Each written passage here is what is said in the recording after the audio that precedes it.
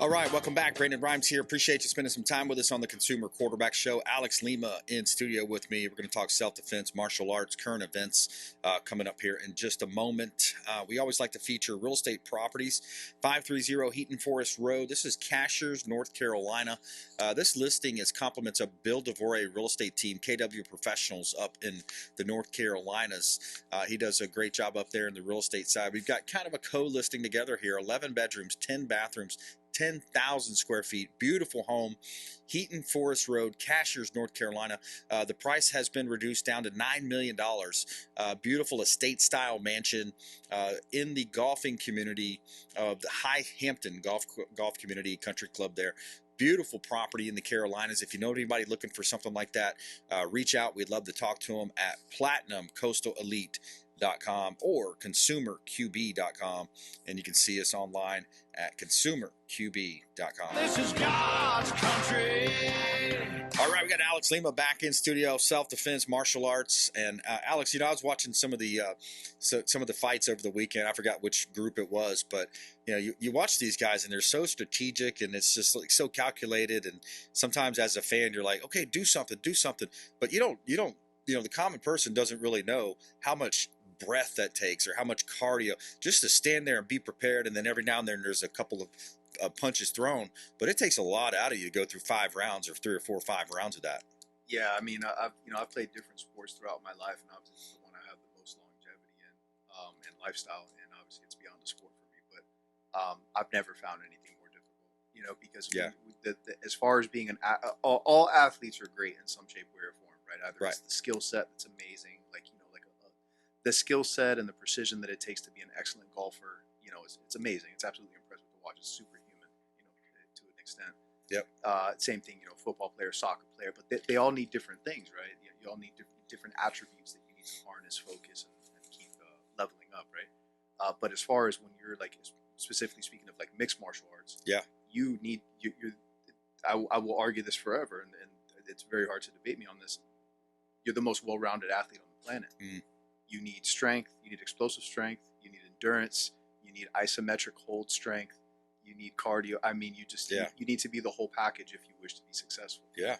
And as far as the precision thing, like you're talking about, the people being strategic, the common fan that doesn't know too much about the game. It's like, do something, because they just want to see a bloodbath. Yeah, they want to see fights. Listen, any fighter that fights like that, you're not going to have longevity. Right.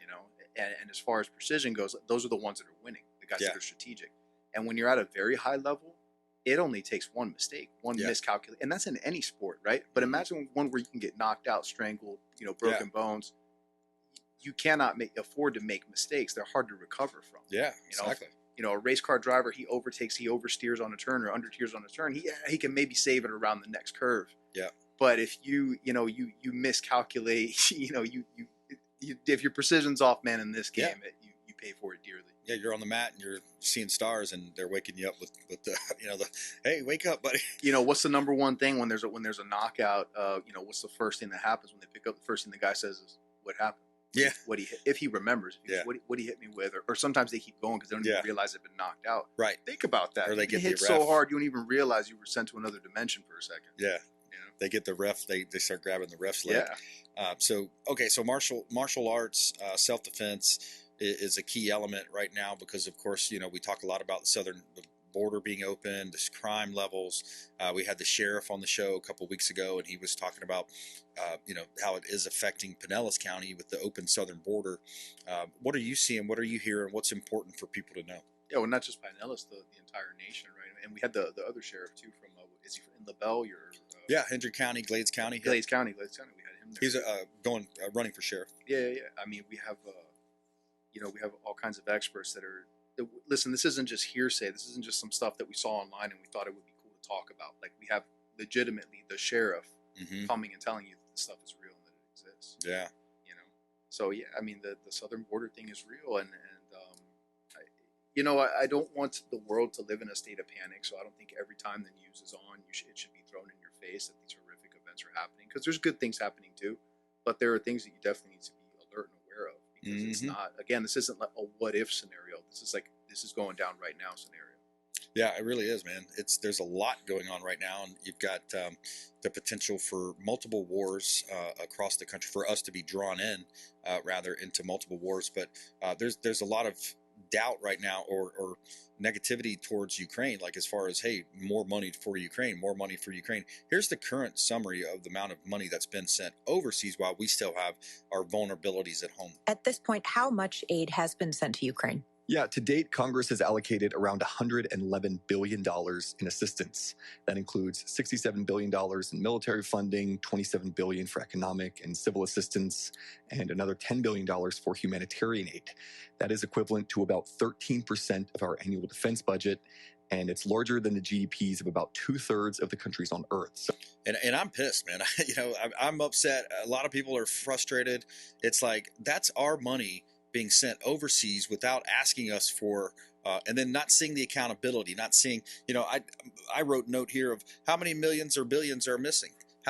Where's the accountability for this? And we all see the videos on social now. You see the videos of these people partying it up, Ukrainians partying it up in the south of France and Monte Carlo and Italy, across the world. So it makes you think, oh, they're spending our money partying it up, while the poor, the poor and the less fortunate working class people that are in, Ukraine hardly has any men available now. They're all dead. Most of them are dead.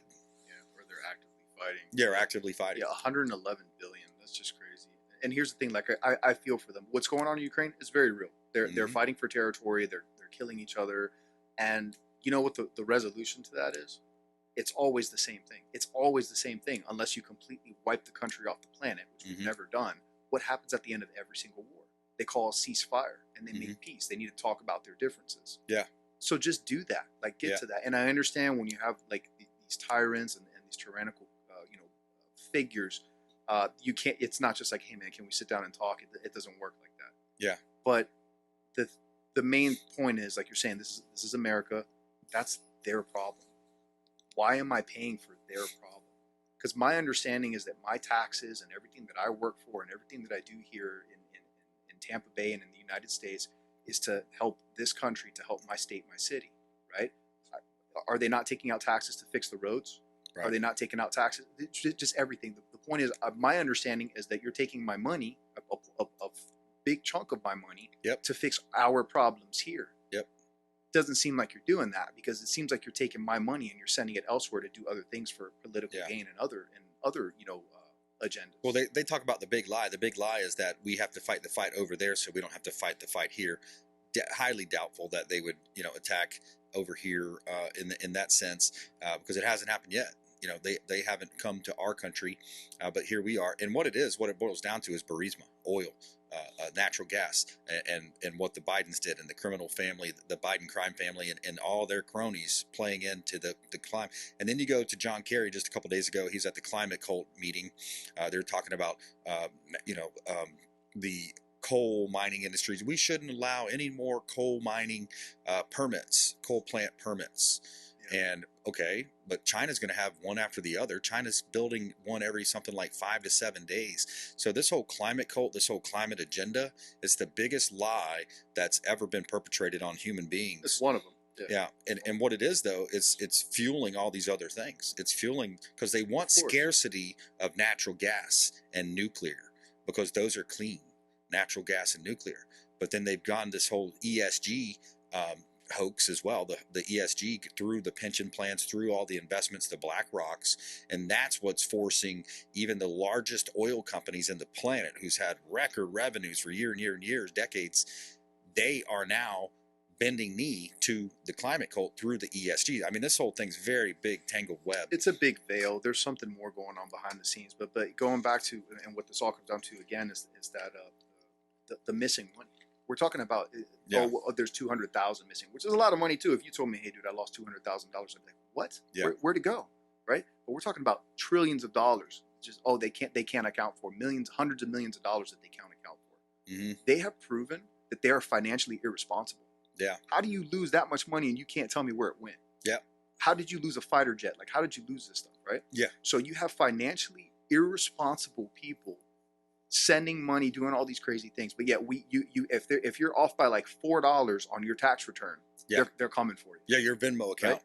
Your Venmo account. You know, the financial irresponsibility is insane, and the decisions that they're making. That's like giving like your reckless teenage daughter your debit card. Yeah. And how do you think that's going to work out every single time? It's Every tough, single man. time. And with the amount of debt, if you've ever looked at the U.S. debt clock, Oh, I man. encourage everybody to go to just Google U.S. debt clock. Yep. Go to that website. The rate and the numbers that are on there and the rate at which it is increasing the amount of debt we're in is insane. And these people keep losing money and spending money. Yeah, They have tough, no man. concept of money and financial responsibility. Yeah, and Charlie had another. I like to listen to his show. He talked about how there's an idea that says Christians shouldn't care about politics or the government.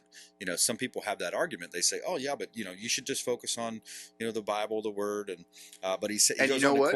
I don't care, but I start caring when it affects my life, and you're affecting my family's life. Well, it's actually a misrepresentation of what was actually said in the Bible, though. He says, "On this rock build my church," but he says it's actually the community gathering point. Okay, and it goes to the whole point of culture is upwind to politics, right? So the culture drives politics in a sense. So that's where we're at in this country. We're letting these leftists and these very small groups of people that are powerful because they got voices and they're echoed by the lamestream fake media, but we're letting them dictate to us as Christians and be people of faith, Jews, and good people of every faith, right?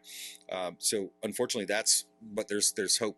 There's hope out there. I think there's. And that's what I'm saying. It starts affecting your life. It starts affecting the way. Look at go back to the lockdowns. I hate to keep bringing it up, but it's something that's important, and we can't forget about it. We can't forget about 9/11. We said we would never forget. Yeah. Like people forgotten. We need to not. Okay? Right. 9/11. The stuff that happened in 13 hours in Benghazi and all that stuff. Oh, Don't forget about that stuff. Don't forget about COVID. Don't forget about the lockdowns. Yep. Okay. Because politics and religion should be separate. Okay. Well, because of politics, people weren't allowed to worship. People like pastors and stuff were actually getting arrested. Yeah. For continuing to do the Lord's work. Whether you're a religious person or not, that is nuts. That is wrong. What were these people doing that they deserve to be arrested and they deserve to be treated like you're a criminal? It's voluntary to go to church. They don't force you to go to church. Treated like criminals, man. But now you're letting all these criminals in, and so as long as that meets an agenda, you're cool with it, right? That's not how we're supposed to be. Yeah, one of the biggest things too, one of the biggest elements of human beings is courage, the lack of courage in a sense, because when people have a severe lack of courage, especially when it comes to those types of situations, because they're always saying, well, it's probably better for my real estate business if I didn't do this or if I didn't do that, right? No, you've got to take a stand, and that's where we got to get back to this part of an American theme and an American and a sense of that masculine figure, like we talk about on our segments a lot. Have the masculinity and to say, hey, no, I'm the man of the household. This is what we're doing. We're going to church, or and if I'm the church leader, you have to be the shepherd for the church. So. That's about our time. Get back to good morals and manners, man. That would completely revolutionize the world if we just got back to having some good morals and principles and just treated each other better. Yeah, that would save the entire planet. Yeah, the 10 Commandments, man. 10 Commandments. Basic 10 laws that the world would be. It's all you'd there. Be surprised if you just follow 10 basic rules. How great it would be. It's all there, but we've got one party in our country that's bending every single one, misrepresenting them and lying through their teeth. That last word on that debate, that Newsom and DeSantis debate, he crushed them. He annihilated them. That was beautiful. I was like, this is so crazy. Yeah, the stats were popping up about the crime, and he's trying to he's still trying to argue that our state is better. Like, are you nuts? We just saw the numbers. Yeah, it's right in front of me. And there was a California congressman who literally went through, it was like a 28-minute or 30-something minute speech. He went through every single thing and fact-checked it. And it was just an amazing speech. I watched the whole thing on C-SPAN or something. But yeah, but he's got that grin and he smiles right through his teeth and he's just lying as much as he can. But to me, that's what's wrong with this country, is you have people like that can misrepresent the worst possible state. People are leaving versus Florida, where everybody's coming. Something's wrong, something's right. That's. But he's going to sit there and try to convince me otherwise. Yeah, exactly. Dude, I see it. What are you talking about? All right, we got to take a quick break there, man. How do you want people to connect with you? You can call 813-426-1588. You can always hit me on socials. Shout out to the listeners of the show. I do get hit up by our listeners. They message me and they ask me. I mean, this is a beautiful catalyst for us to reach out and help. Yeah. I love it, man. That makes my day getting feedback from folks. All right, coming up, we got Fred Muth, contractor, expert, contributor on the show. We're going to talk about construction, lanais, porches, patios, that in-between room with his screen rooms that he can build for you. Coming up here on the Consumer Quarterback Show, consumerqb.com. This is Work Done, and you're listening to the Real Estate Quarterback Show hosted by my man, Brandon Rhymes. Ticket.